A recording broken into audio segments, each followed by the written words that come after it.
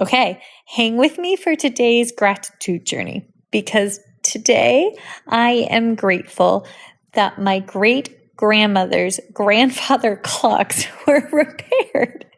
That's a lot of GRs.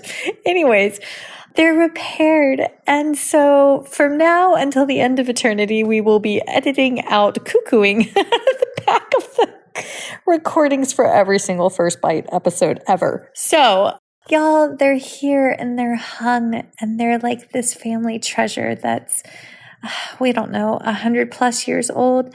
And I am grateful that they were able to be repaired. So to my mother-in-law, thank you so much for fixing my Nana's grandfather's clocks. Both of them. I'm also really glad only one of them cuckoos because, they work. All right, y'all. Enjoy today's episode.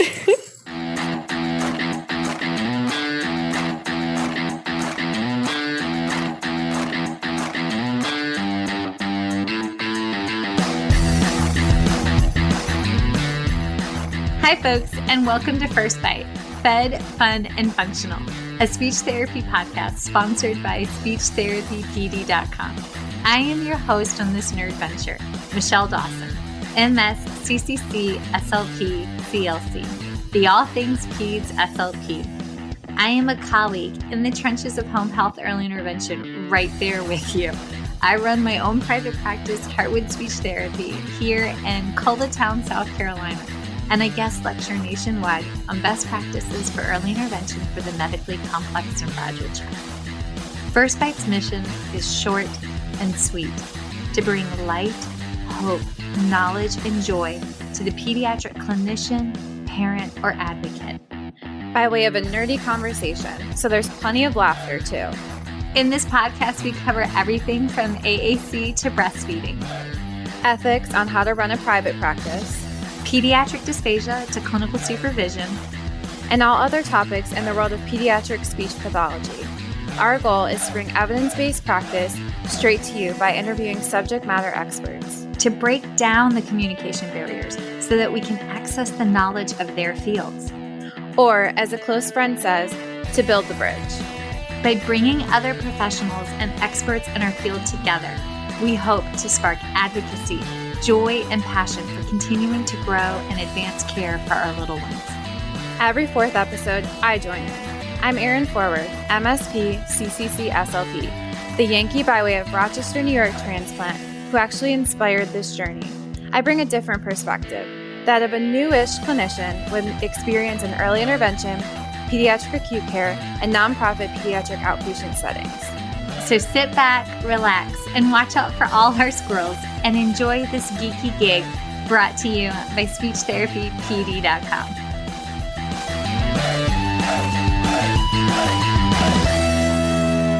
Okay, everybody, we are full swing getting ready for ASHA, and we're bloody hell, probably only 6 weeks away by the time you're listening to this. So I'm looking forward to seeing everybody in Boston, and we're going to kind of tease out from there. Today's guests are part of Erin and I's efforts to expand our interprofessional education to grow our interprofessional practice. And I know that a lot of y'all listening don't actually conduct swallow studies, right? I mean, some of you may, but a good chunk of us don't have that opportunity because there's just so many hospital SLP opportunities available, right? But we're still the ones that are encouraging and giving the recommendations to the caregivers that their child may need an instrumental swallow evaluation, which that can be a hard sell at times. So we're here today to help you make that easier and to pour evidence into your caregiver coaching. So without further ado, Erin and I have the joy of introducing Carolyn Brindo, MA, CCC, SLP, BCS-S, who's currently the head of Veribar with Bracco Like Taco, not Bracco, so Bracco Like Taco, Diagnostics Inc. She is a board certified specialist and she does a ton of stuff behind the scenes. And you might have caught her previously on Swallow Your Pride. If you haven't, she's done a couple of episodes of Swallow Your Pride. So go let her grow your evidence-based triangle. But she will be for sure at ASHA working a booth. And her partner in crime for the day, Erin, help me because I'm going to do it wrong, is Dr. Steven Sireci. Yes. Oh, Sireci. yes. There you go. You got Oh, I thought you were going to try the Italian version. well, I froze because I was like, oh my God, is it Sireci or Sireci? Because we had this big, long conversation on the origins of names, and I couldn't remember if it was the Sicilian or the... Anyways, we geeked out, y'all. We geeked out. But Dr. Steven is the executive director of medical affairs, who serves as the head of medical affairs for Americas for Bracco. I butchered that. It's been a long day. Bear kept me up. I blame the Boo Bear. But he's currently working from home, but he helps support the scientific communication and education for Bracco's Veribar product line, and just basically growing people's awareness about kind of what's in the barium sulfate that we're consuming. And he received his MD from the University of Medicine and Dentistry in New Jersey before going off to work in various settings, including Columbia Presbyterian Medical Center in New York as an assistant professor of radiology. So y'all, these folks know their business. So, hi. I play with tiny humans. We eat, and it's great. So there it is. Sounds like you have more fun. I really do. But Erin truly is the queen of play. Like, just saying. Mm-hmm. Awesome. She Well, is, like, thanks, Michelle and Erin. I'm excited to be here. I'm sure Dr. Sireci is as well. well, thank you for coming on. Can y'all take us from the top? Carolyn, can you tell us what made you want to be an SLP and then one who focuses in this sub specialty? Yeah, sure. It's actually, it's a great job to talk about at parties sometimes and kind of explain what I do. It's a little unique. So I went into grad school. My mom is a teacher and I wasn't sure what I wanted to do. And she suggested speech therapy. So I went in, I did my undergrad at the University of Akron here in Ohio. And then I went on to grad school and I did a student teaching based placement. And it was really challenging. I had like 93 kids on my caseload. I was at 5 different schools. And I just thought, I don't know if this is something I can do. So then the very next semester, I took a class in dysphagia, dysarthria, and apraxia, because at the time you didn't really get a whole all class. in one class? All in one class. Yeah. So you Oh my didn't get a God. whole class in dysphagia, just like a third of a class at the time. And so I was really loved the dysphagia part of it. And then I'm going to date myself even further here. But one day the professor brought in VHS tapes of modified barium swallow studies of adults and infants. And I was just blown away. I was just really fascinated by them. And I actually went up and I asked him if I could take the tapes home with me. And he laughed, but he also let me, which was great. And so I took them home and I watched them all weekend. And I've just always been fascinated with the modified barium swallow study. So then my first job I took at a hospital. It was a small rural hospital here in Ohio. They had 5 other speech pathologists and they were awesome, but they had just started their swallow study program basically. And none of them really enjoyed it. It wasn't their interest level. And so during my interview, I just went on and on about how much I loved them, not knowing they were looking for somebody who liked modified barium swallow studies. And they hired me. So I was really lucky to get that job from my fellowship year, just right out of school in a hospital, learning and training on how to do swallow studies. So we had a infant feeding program there. So I started training and learned how to do all the infant swallow studies and did all of our adults and outpatients. And since then I've done just a little bit, almost everything that you can do as a speech pathologist, but always with a focus on dysphagia and the modified barium swallow study. So I've done a little bit of home health and inpatient, outpatient rehab. I've worked in skilled nursing facilities. I worked for years for a mobile modified barium swallow study company. And then I started working for Baracco about 6 months ago. My predecessor, Julie Peterson, also a speech pathologist, did a wonderful job, retired, and they were looking for someone. So I just jumped on the opportunity and here I am. So that's my little swallow study story. Nice. I want to know, have you ever seen a mega esophagus, or have you ever seen, heard it called a corkscrew esophagus, where it like goes around? Yes. Yeah. Yeah, for sure. So I actually, in my prior job with a mobile MBS company, I started and wrote a blog called Modified Monday. And there's a couple, if you look up Modified Monday, it's on there. But there's a mega esophagus, there's a corkscrew esophagus. So yeah, I got to see a lot of interesting things over the last years of doing modified Monday. We are Botox friendly here. You're in good company, so that's okay. Erin is not Botox friendly, but I got you covered. Okay. Yeah, well, definitely. Dr. Steven, tell us your journey. How did you become a physician and also in radiology? Because that seems I heard a scary story about a study that was done on gorillas and CT scans and how often a gorilla inserted into a CT scan is missed. And so now I'm worried about radiology as a general rule of thumb. But hi, how are you? I haven't had the opportunity to scan any gorillas. Missed opportunity.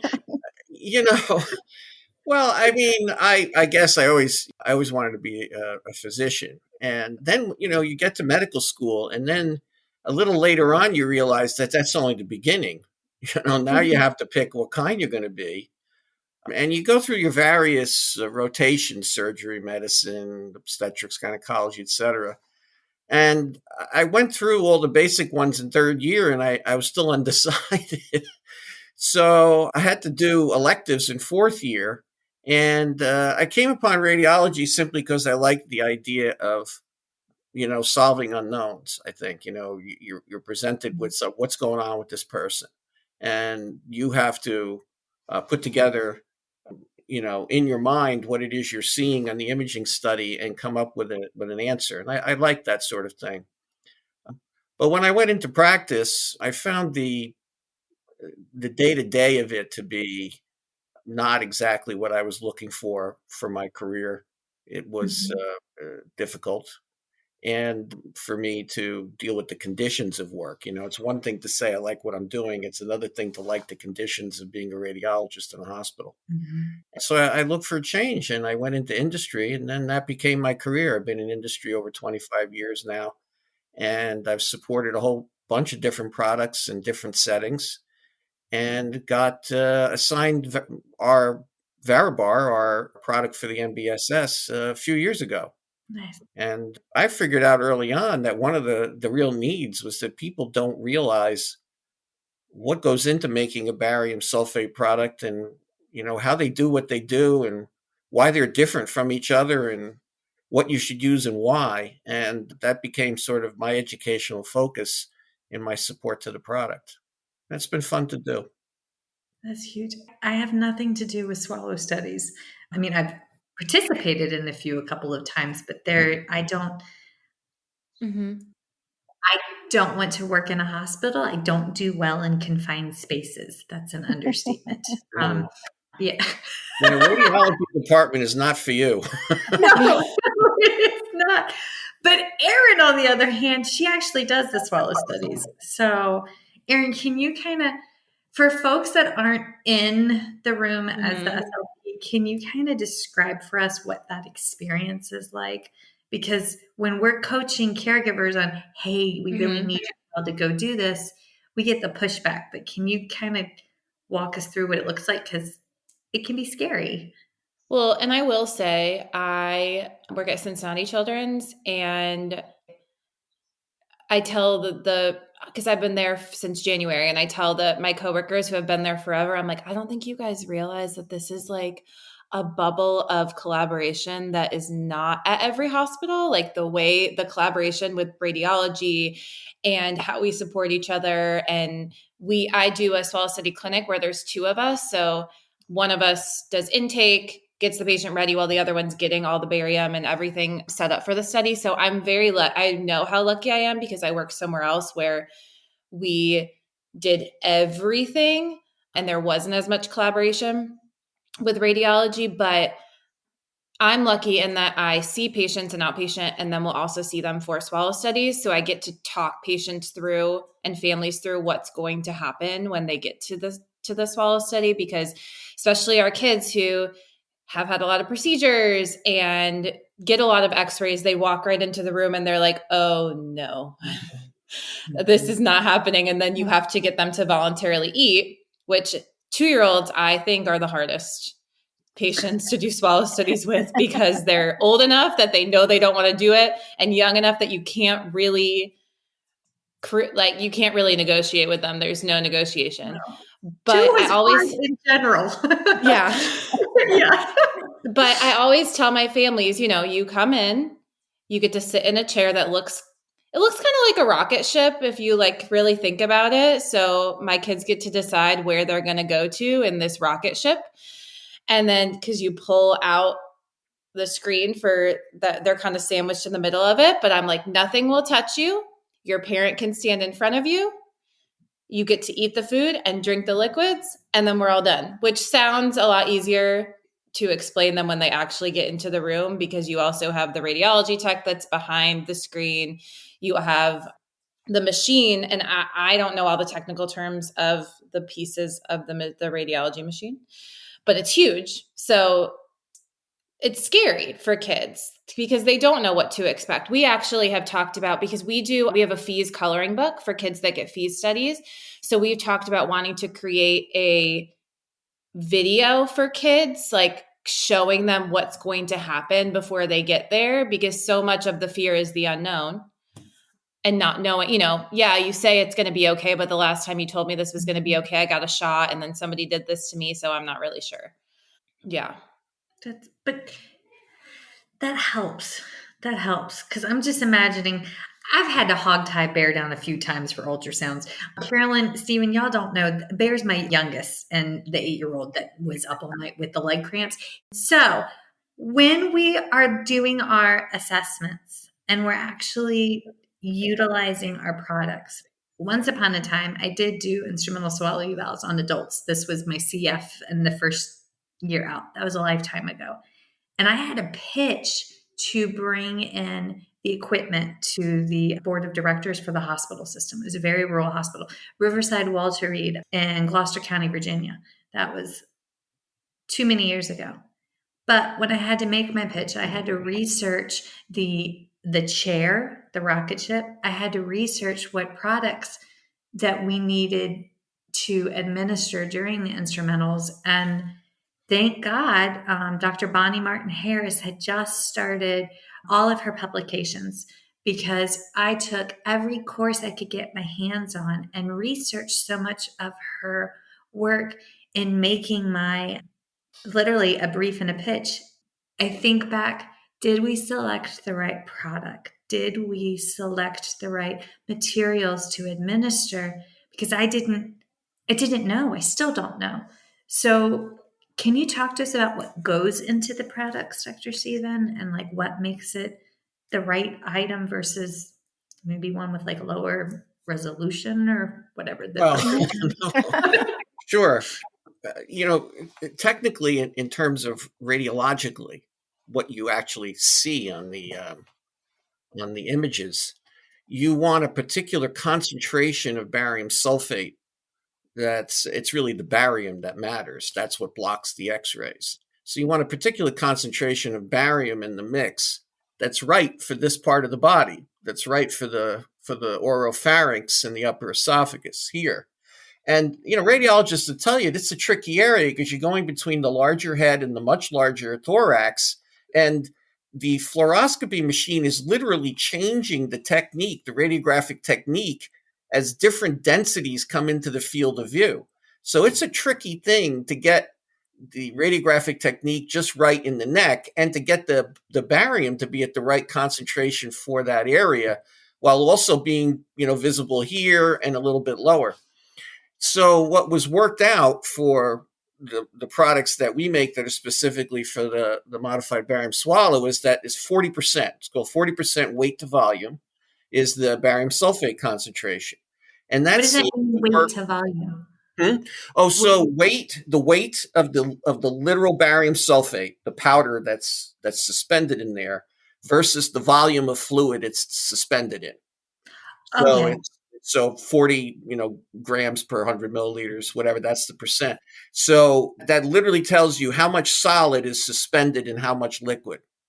Okay. And the solid is what's blocking the X-rays. Now the solid's tiny particles. It's very finely milled and then emulsified so that it spreads out. But that's what you're looking for to block the X-rays just right in that part of the body. Much higher than that, and it's going to look too much like liquid lead, and it actually obscures some of the things you're looking to characterize. Too light, and you're going to have trouble seeing it, particularly in the denser areas above and below that little stretch of neck.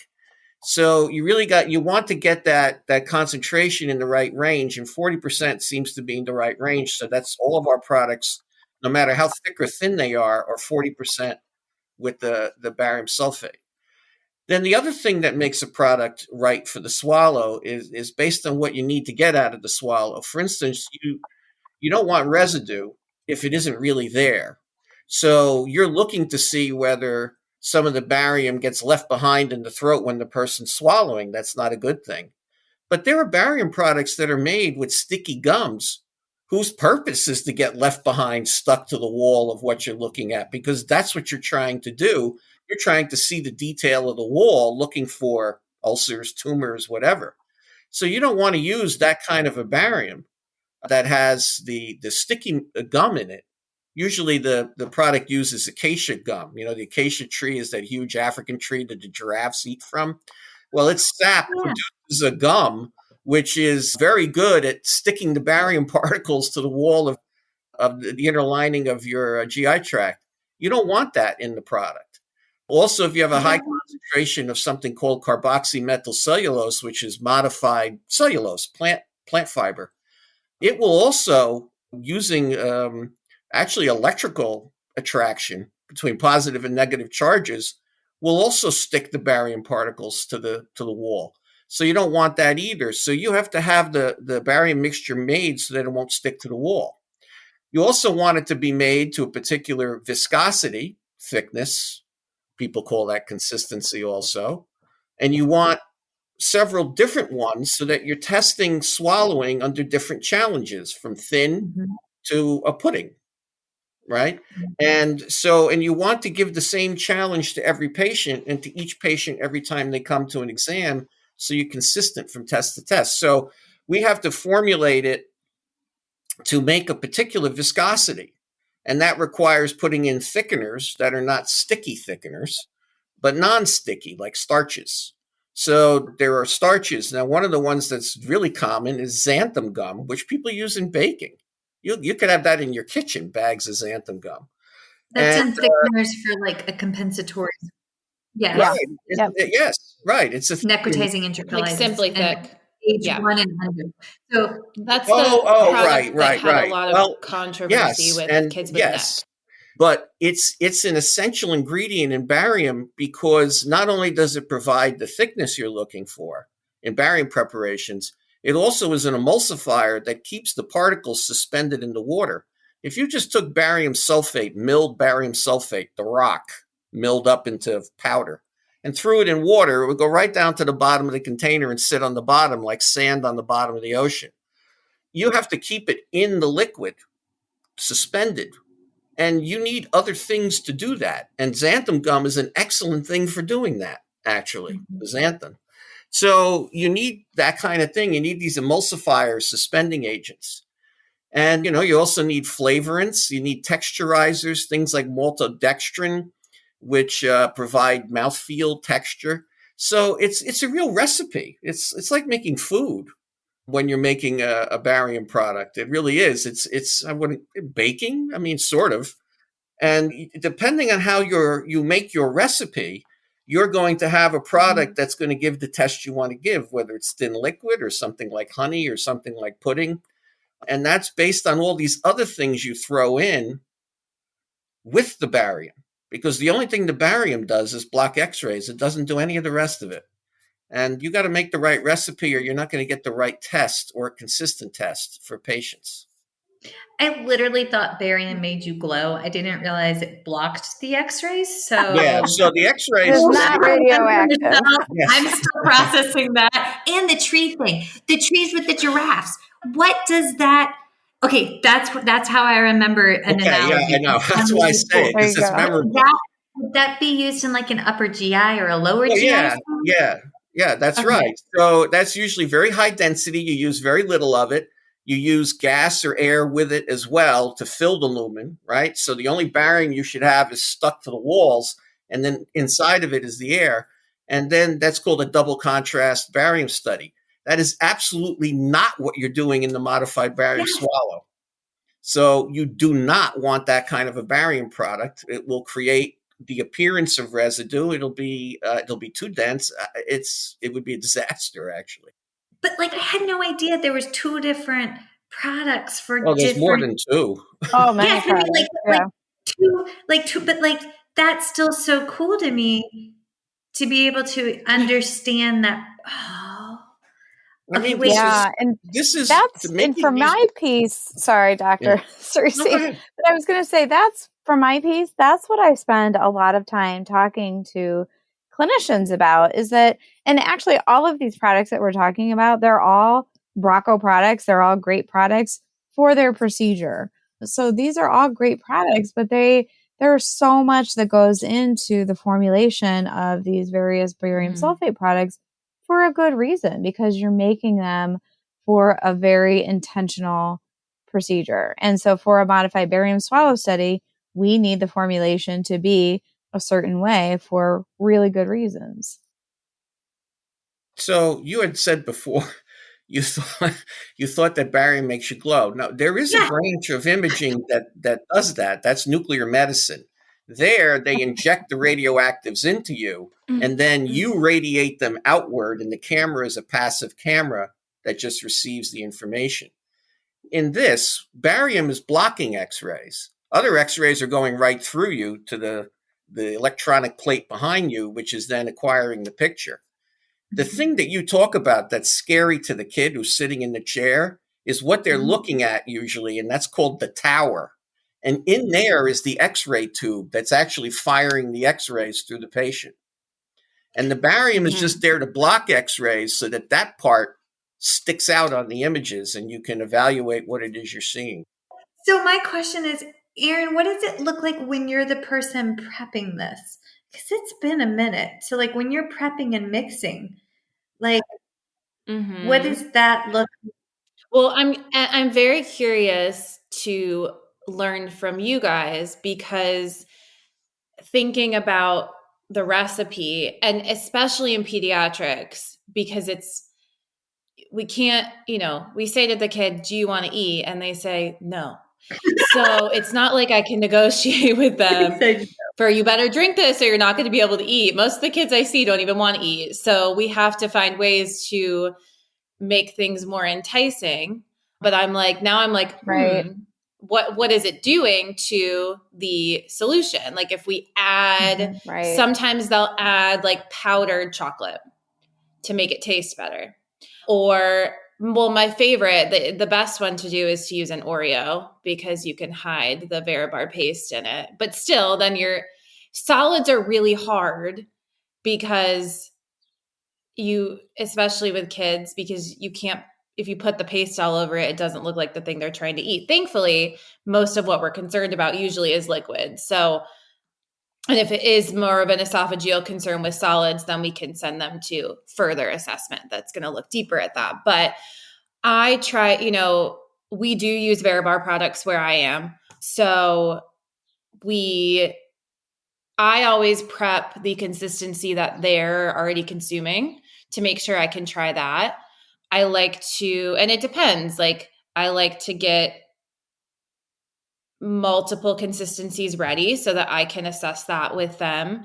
I think with the younger population and with infants too, it gets very tricky. And I know there's some research coming out in regards to, especially with nipple flow rates, like what is a thin liquid in a Dr. Brown level 3 versus a mildly thick liquid in a Dr. Brown level 4, like, because but it depends again on what the physiology of the swallow is and why they're having difficulties, which is what the swallow study is going to tell us. But yeah, we use all Veribar products. We try to get our liquid set up in whatever modality they're using.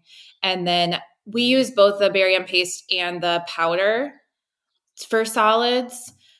I honestly, thinking about it too, don't know the best recipe for the powder with solids, because sometimes I'm like, is this too much? Is this too little when you're mixing it with puree? Because That's what I remember. I felt like it was just like, I felt like I was using the red pepper flakes from Pizza Hut.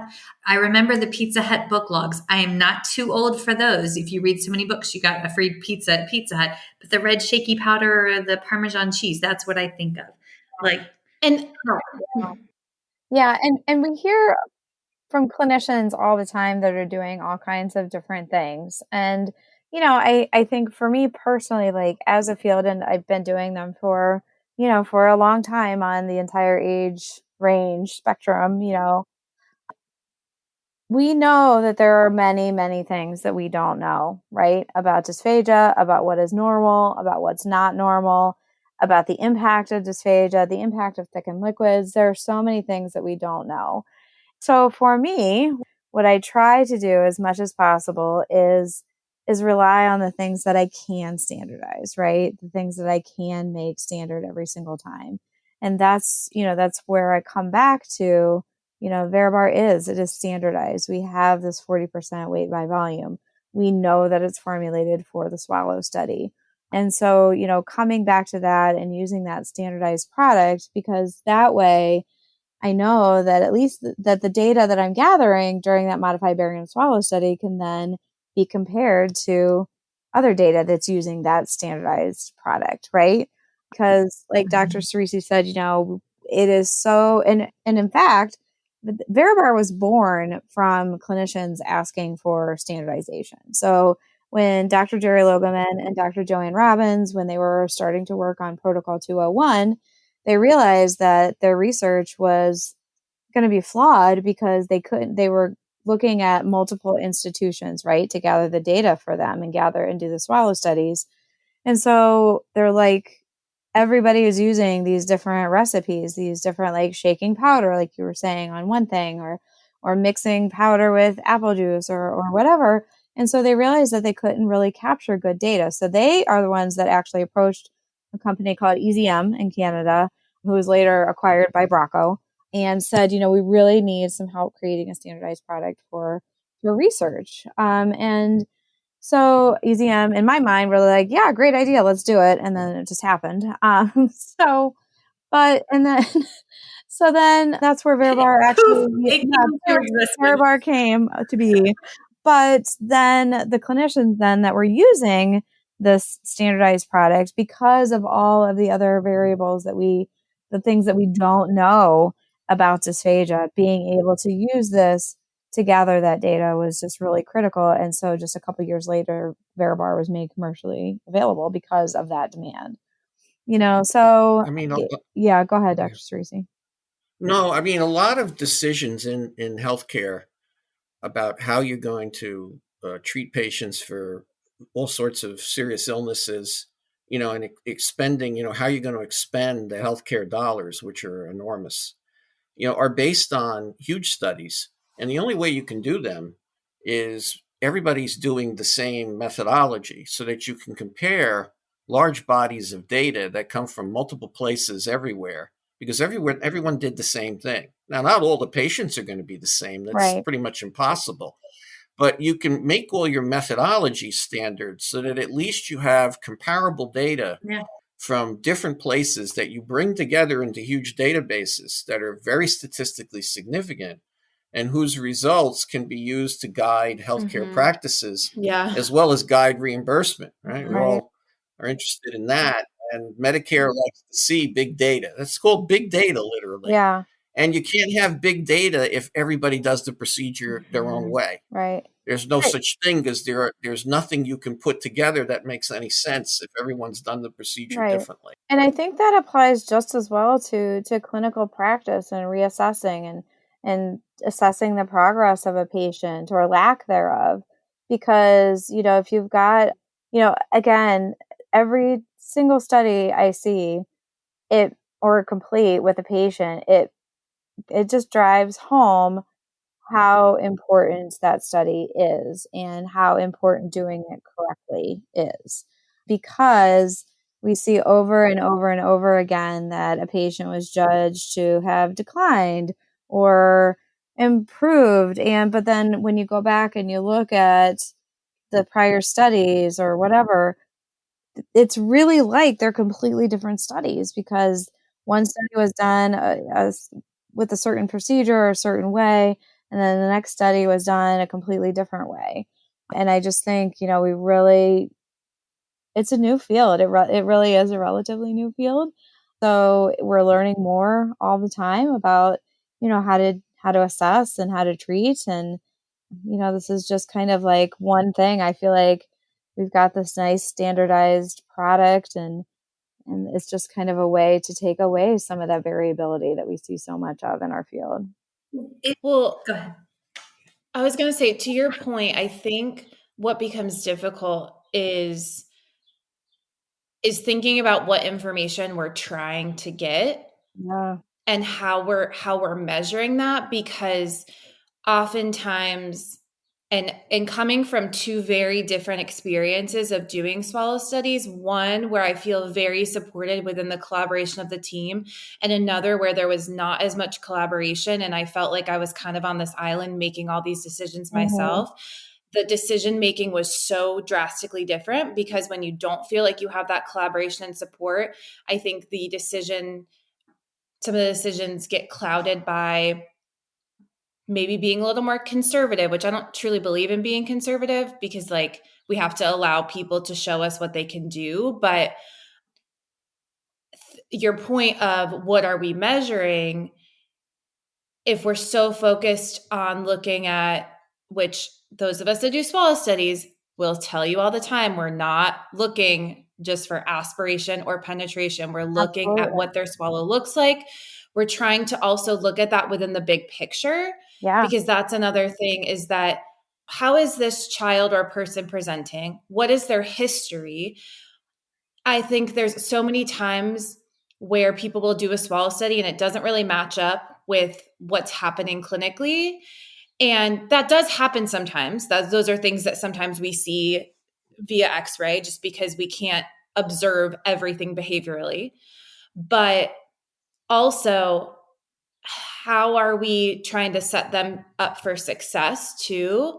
Because if we're constantly trying to look just for the ailment as opposed to how we can support them, I think that poses a difference within how we're conducting those studies as well. And with kids, it just does become so difficult as well. The people listening to this podcast, most of them work in pediatrics, and we have a lot less data there. We have to pull from the adult literature, but also there's so many factors involved, and we want to make it look as similar to what they're doing at home, but we also want to make it standardized. And I find that's the hardest thing for me to kind of collaborate, because it's like, if I'm going to get them to do this more independently by putting some chocolate in there, is that more important, or is it more important for it to be more standardized? If that makes any sense. Like, how am I matching those two things for this individual patient and also for the next study they do, or what we're looking at overall? Here's my question. Is there a set recipe? Like, is there a recipe that when you're going in to try a IDSI level 7 on an Oreo, is there like a certain volume of barium paste to Oreo, or you see what I'm saying? Or is it a free for all? Very good question. There is, Michelle, a set recipe, and that's that's in our 5 different, Varibar products have set recipes. Okay. Now, in terms of what you're looking at is this called the solid phase, Yeah. right? So the solid that you're giving, the cookie, doesn't have barium in it. So you want to know, I mean, how much pudding do you put on it? And by the way, it's pudding you want to use, not the paste. Oh, There is a difference.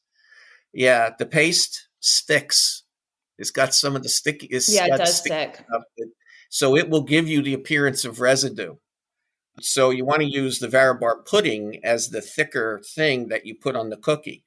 And, you basically, I guess you basically just put a bit of a schmear on top of the cookie. but when the And schmear because quantity, that's no. See, there, the amount that you're using it's just enough so that the radiologist can see the solid fragments going down, how they're being processed, chewed, and going down.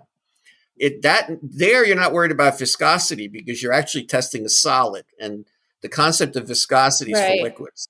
So when you're testing a solid, you don't worry about the viscosity of the pudding versus the solid because it's not an issue. What you're worried about is getting enough on there that the radiologist can see as it's being chewed and going down, can see that the fragments are marked. The solid fragments are marked as they're being chewed up and swallowed. So there may just be a little experience involved in doing that. Okay. Okay, so then to get back to the schmear part, that was the part that I worried about. Are there specific recipes, Carolyn, that we have to follow that they have? I say it as if I actually do this. I don't. That SLPs working and doing this have to follow when they use Varibar. Yeah, I mean, honestly, that's a great question because that is the beauty of Varibar. Is it is commercially prepared. It is ready to go for the modified barium swallow study. The only exception is our Varibar Thin. It comes in a powder form. There are very specific instructions. It tells you exactly how much water to put in there, how long to let it sit there, to reconstitute it into a thin liquid. But the nectar, thin honey, the Varibar honey, and the Varibar pudding, they are ready to go. You just squirt them out. You don't mix them with anything.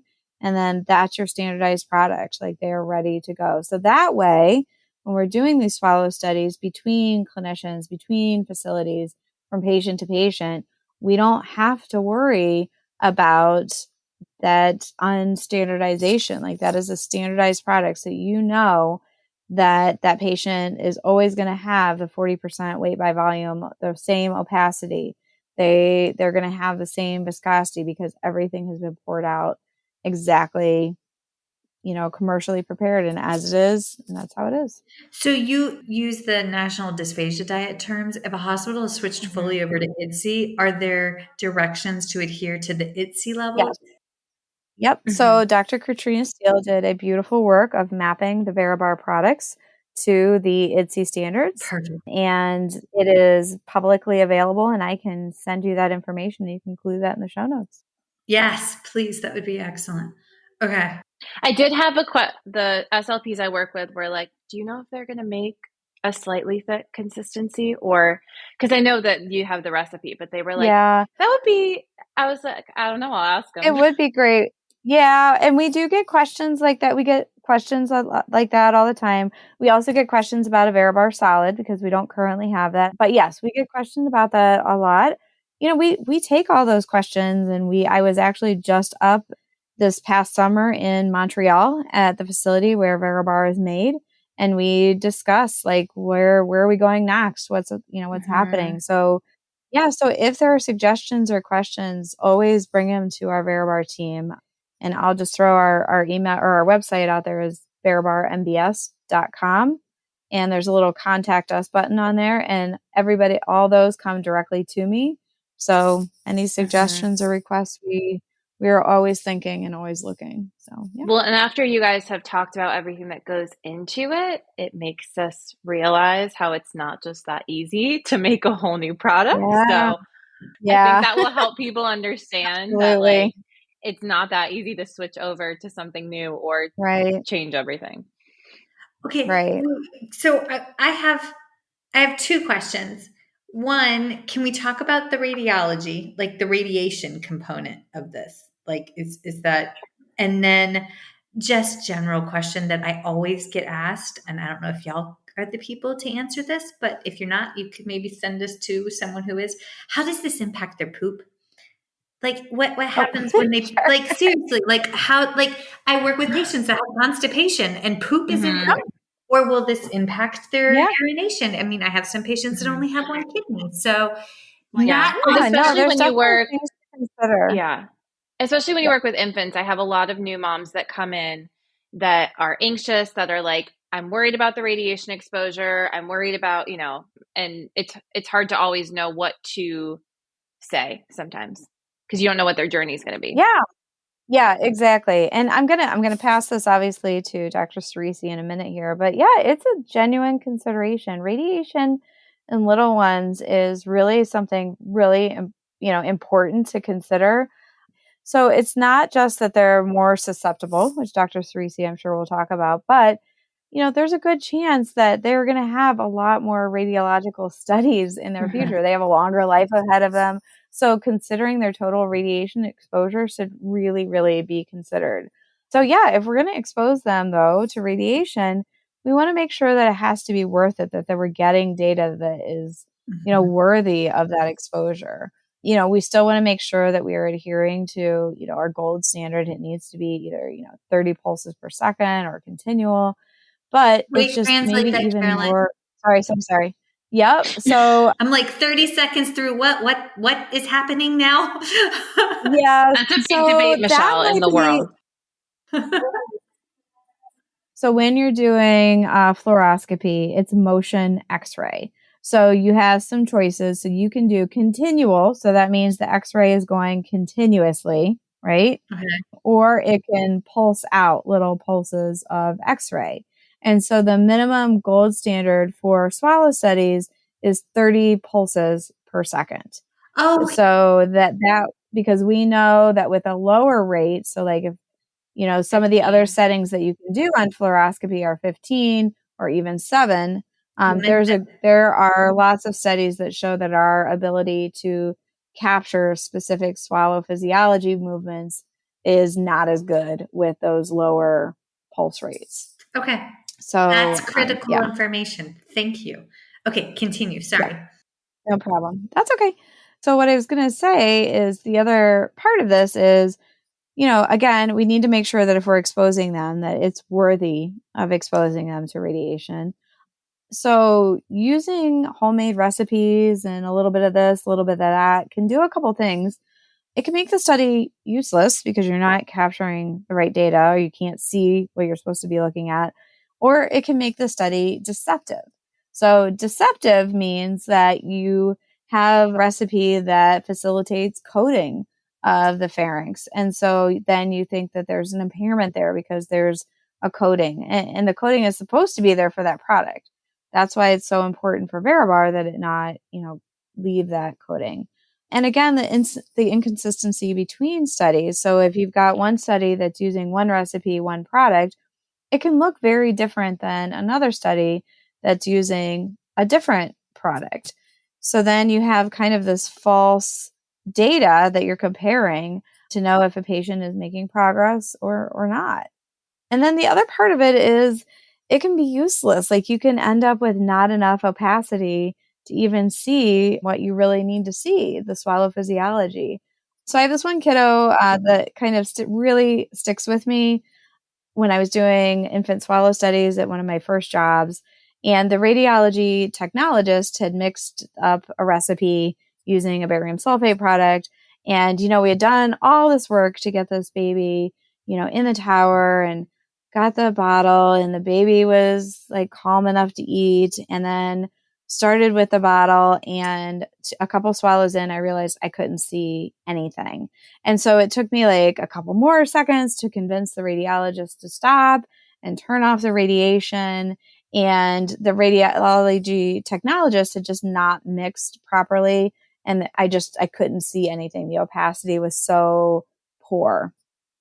And it just really has always stuck with me because I just felt so awful that baby had been exposed to radiation for no reason. There was nothing that I could see, and I couldn't do anything with it, those images. So again, it just really drives home that we need to make sure that we are using the standardized preparation that is intended for the swallow study.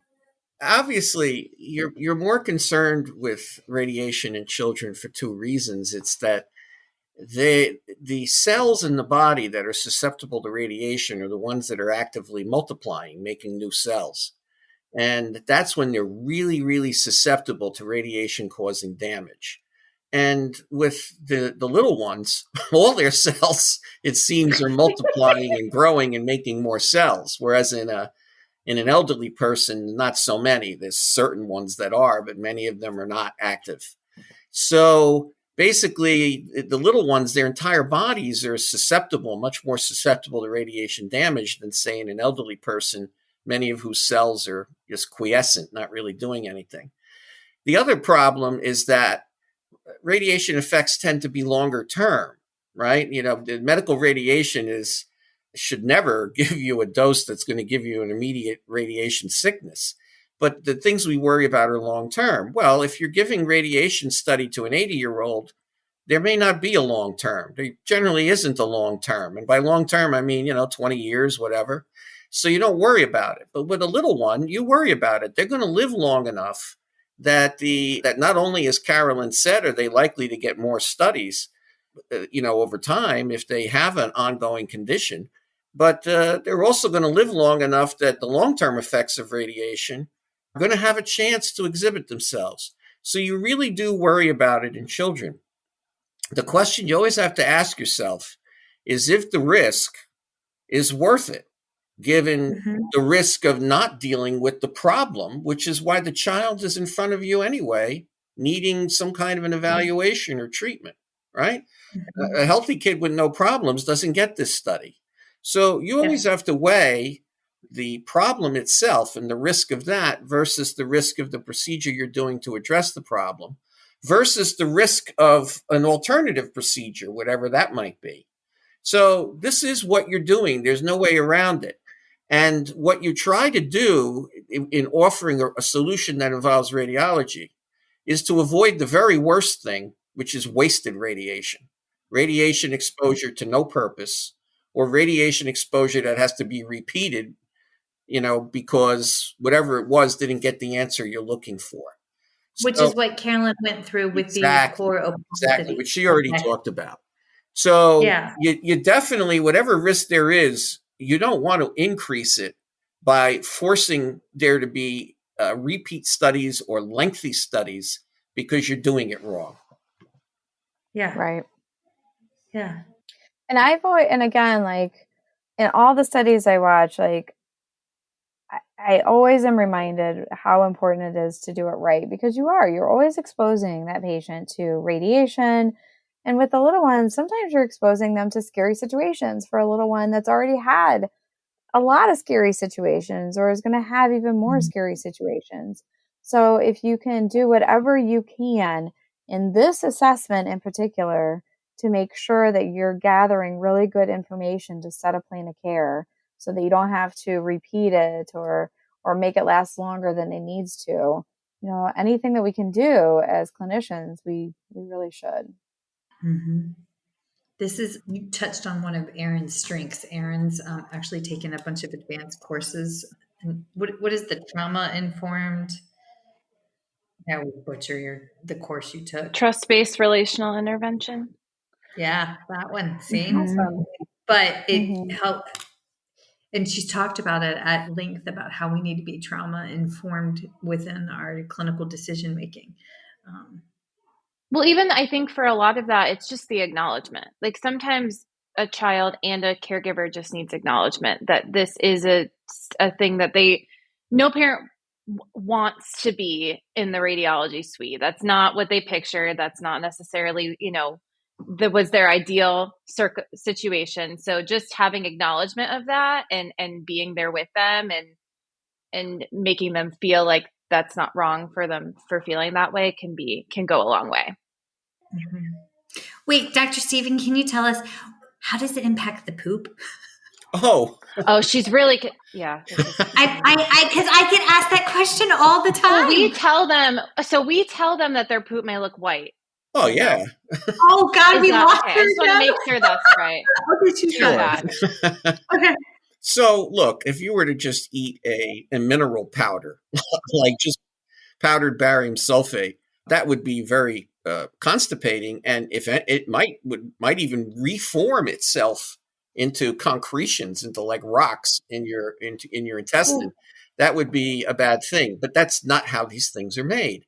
And one of the ingredients that you will find in every barium sulfate product is an osmotic laxative, a laxative that will draw or keep water in the bowel to keep the product in a suspension, in a liquid form, so that it can find its way to the other end and leave and not settle into, concretions or be constipating. So every product, including all the Varibar products, have either xylitol or sorbitol, something in there to keep water in so that the barium can stay in suspension as much as possible and find its way to the other end. Excellent. I feel like you'll probably have waiting in the wing some FAQs. Like what are the most frequently asked questions aside from the color of poop do y'all get at your facility? Yeah, we get, so like I said, on our website, we have a little contact us button. We also sponsor a lot of conferences, so I get to talk to clinicians all day. It's actually my favorite part of my job is talking to clinicians. So I have a lot of questions. How about I just softball them and pitch them up to you, Dr. Sireci? Sound good? Okay. Okay, perfect. So I'm going to start with, on your website, sir, it says that there are pediatric indications for Varibar Thin, Varibar Nectar, and Varibar Thin Honey, but it says 6 months and up for Varibar Honey and Varibar Pudding. Can you please explain that to me? Well, that's viscosity based. The 0 to 6 months also is a regulatory category. To distinguish an age group, that's probably the smallest distinction, that 6 month period. And so when you're going to do an indication for a product, 0 to 6 months is pretty standard. An imaging product is pretty standard as that the youngest and smallest range group. So what you have to think about is the newborn part of that group. That's the distinctive part of that group, the real newborn first month, second month. And we all know that in a newborn, you wouldn't give them pureed green beans or something like that. So you really don't want to give things that are puree thick that are Varibar products like honey and pudding. So there, the indication is for the thin, the nectar and the thin honey as things that, particularly on the low end of that range, first month, second month of life is going to be appropriate for them. But if, the child is getting on towards 6 months old, 5-6 months old, and they can have thicker things, you're licensed professionals, you get to make the final determination what's best for your patient. And if you feel it's best for your patient to use a honey or a pudding for something that's at that age range, you go ahead and do it. These are recommendations. They arise out of a regulatory process that we have to follow, but it doesn't preclude you from using your clinical judgment. But just realize that that's there because we're really focused on that first 2 months of age with this age group. Yeah. So, and that's what I say to clinicians basically is that it's developmentally appropriate, just like you're not giving a brand new baby, pureed, green beans, like you said, you're not going to give them Varibar pudding either. So another question we get all the time is, can Varibar be warmed up for baby swallow studies? Can you warm it up?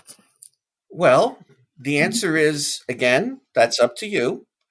People do notice on the package insert that there's a storage recommendation that is for room temperature, basically, 15 to 30 degrees, whatever. But warming it up prior to use is not storage. So don't worry about that part of the PI. What the PI is telling you there is if you can put it on a shelf for X number of months or years, it should be at room temperature. But when you get a product ready for use immediately before giving to the patient, you do what you have to do for the patient's comfort. We've tested, for instance, warming the thin liquid to see if it changes anything. And it doesn't. Its viscosity remains basically the same, which is a very low viscosity equivalent to that of breast milk. So it's really okay to warm it before giving it if that's what's going to make the child more comfortable. Okay. Awesome. And then one more FAQ is, can Varibar be mixed with breast milk? Oh, that's a good question. Okay, that's a great one to end on. Yes. Okay. Well, Erin and I are both CLCs, so we do breastfeeding as well. I mean, and I did breastfeeding. I mean, I lost 2 cup sizes doing it, but the children survived. We all survived. Continue. So, sure. So there are 2 things to consider now. It depends on what you mean by being mixed with. If you're talking about thin liquid, we know that thin liquid comes as a powder, and then you constitute it, and the instructions say constitute it with water. If you'd like to constitute it instead with breast milk as a replacement for water, I mean, that's off-label, but again, that's up to you in your judgment as a clinician if you want to do that. Given that breast milk has a viscosity of about 4 centipoise, and so does thin liquid, it doesn't seem that you would be changing. That's the units of thickness.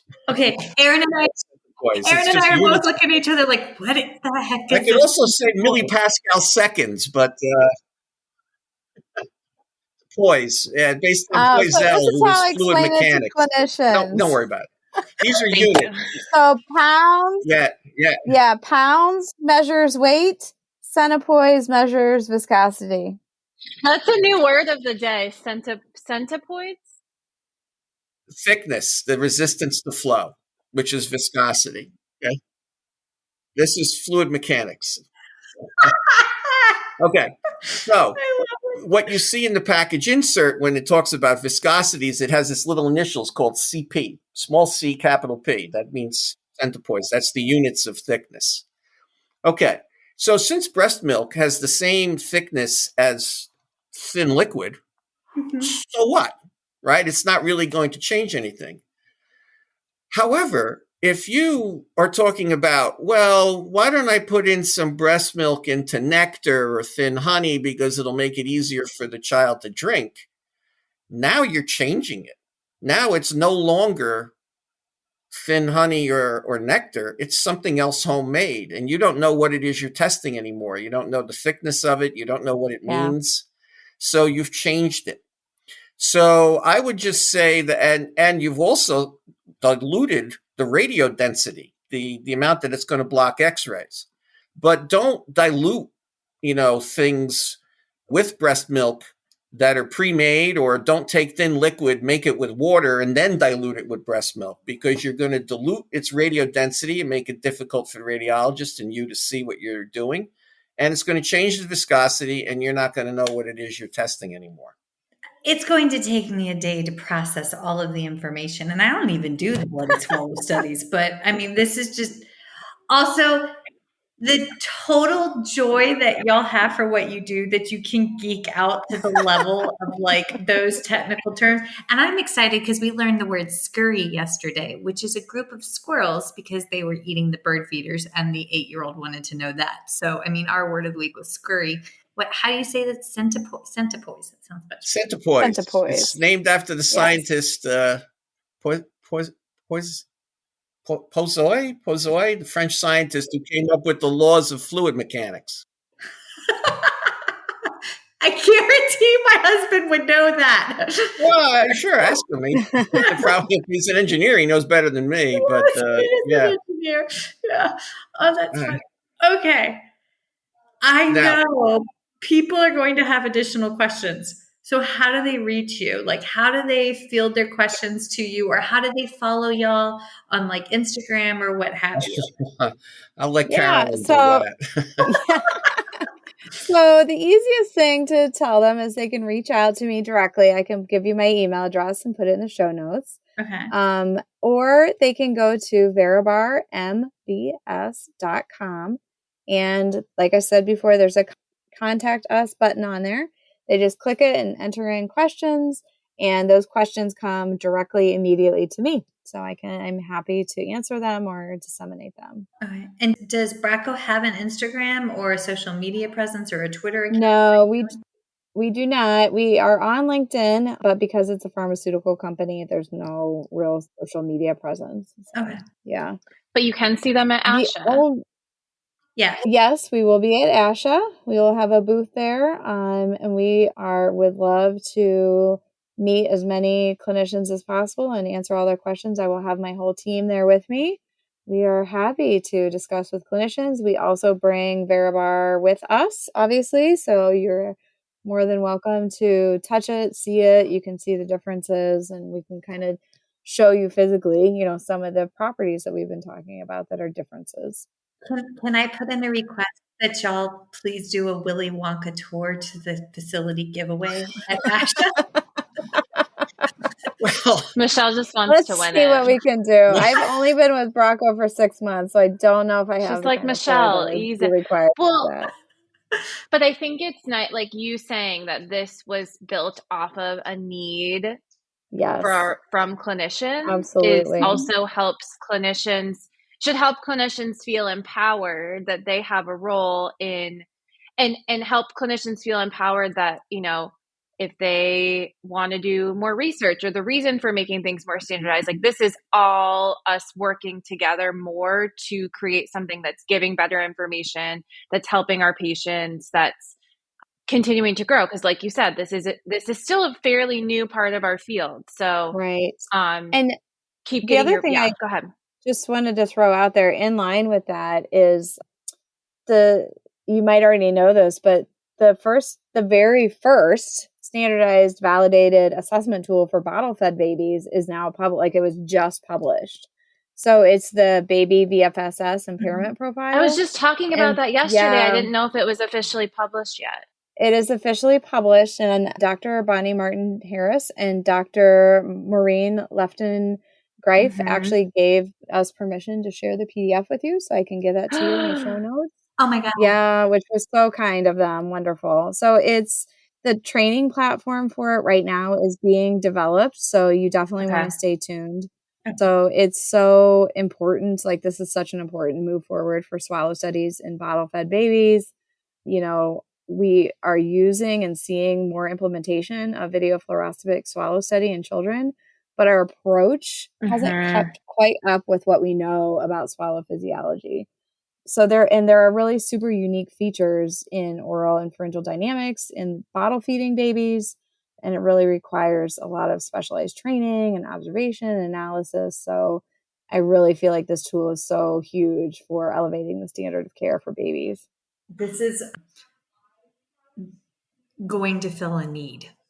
So yes, absolutely. Yes. It's really, really exciting for the field. So it's awesome.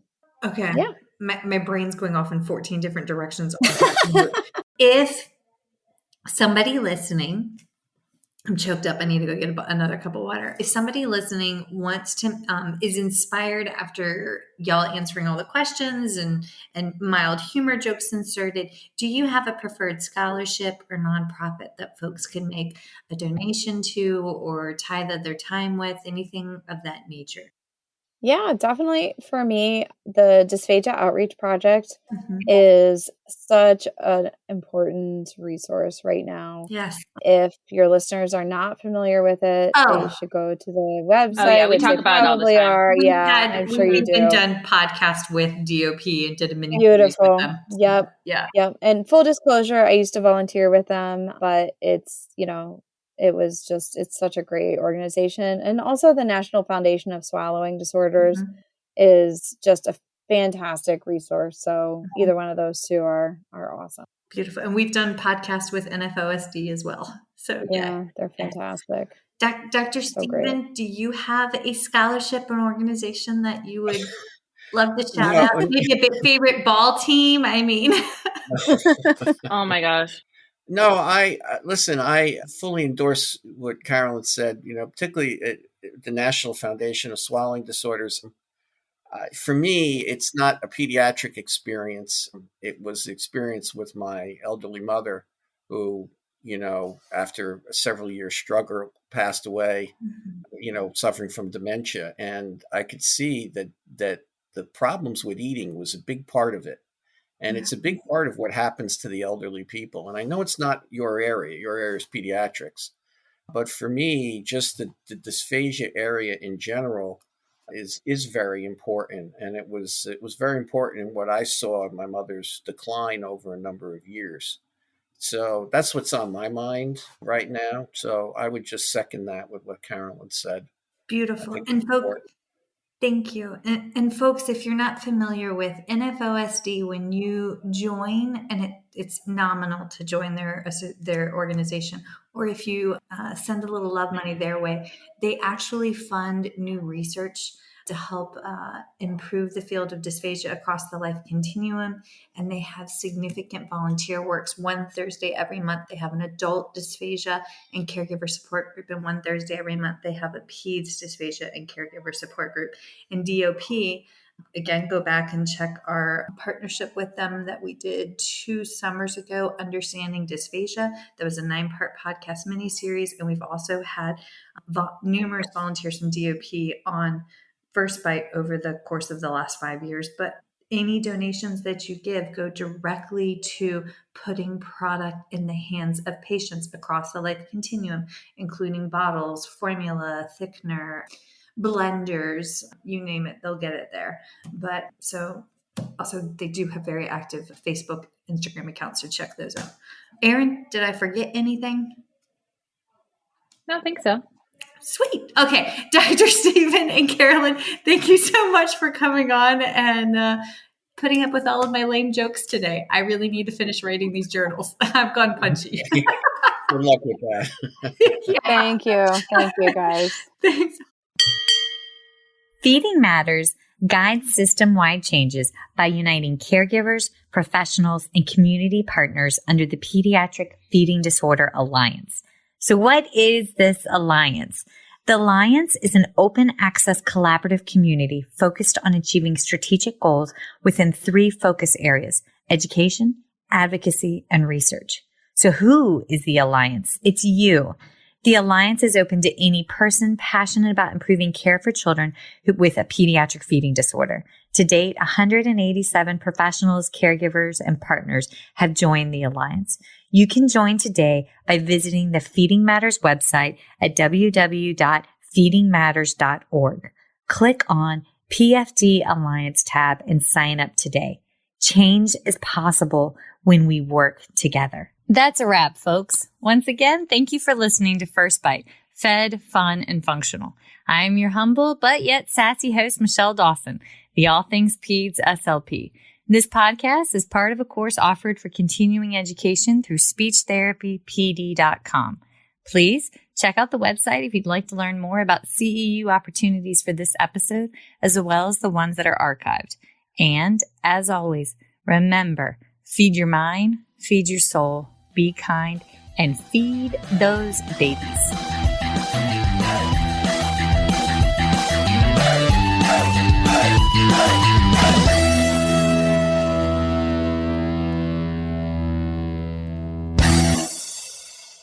Hey, this is Michelle Dawson, and I need to update my disclosure statements. So my non-financial disclosures. I actively volunteer with Feeding Matters, National Foundation of Swallowing Disorders, NFOSD, Dysphagia Outreach Project, DOP. I am a former treasurer with the Council of State Association Presidents, CSAP, a past president of the South Carolina Speech, Language, and Hearing Association, SCISHA, a current Board of Trustees member with the Communication Disorders Foundation of Virginia, and I am a current member of ASHA SIG 13, SCISHA, the Speech Language Hearing Association of Virginia, SHAV, a member of the National Black Speech Language Hearing Association in Basel, and Dysphagia Research Society, DRS. Additionally, I volunteer with ASHA as the topic chair for the Pediatric Feeding Disorder Planning Committee for the ASHA 2023 convention in Boston, and I hope you make it out there. My financial disclosures include receiving compensation for First Bite podcast from speechtherapypd.com, as well as from additional webinars. and for webinars associated with understanding dysphagia, which is also a podcast with speechtherapypd.com. And I currently receive a salary from the University of South Carolina in my work as adjunct professor and student services coordinator. And I receive royalties from the sale of my book, Chasing the Swallow: Truth, Science, and Hope for Pediatric Feeding and Swallowing Disorders, as well as compensation for the CEUs associated with it from speechtherapypd.com. So those are my current disclosure statements. Thanks, guys. The views and opinions expressed in today's podcast do not reflect the organizations associated with the speakers and are their views and opinions solely.